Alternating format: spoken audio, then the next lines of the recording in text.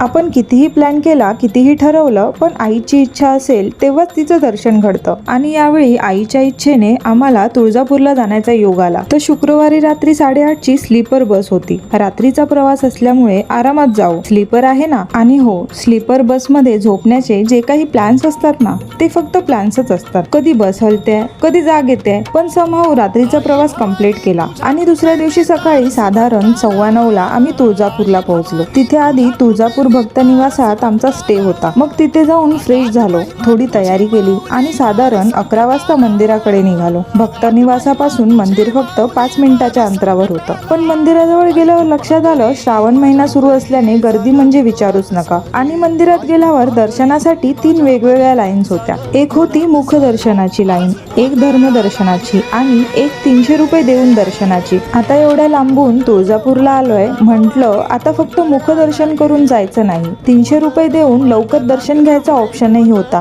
पण खरं सांगायचं तर मनातून वाटतच नव्हतं. मग म्हटलं, एवढं सगळं करून आलोय तर प्रॉपर लाईन मधूनच दर्शन घेऊया. मग धर्मदर्शनाच्या लाईन मध्ये उभे राहिलो. फक्त 1-2 तास नाही, तब्बल 6 तास लाईन मध्ये उभे होतो.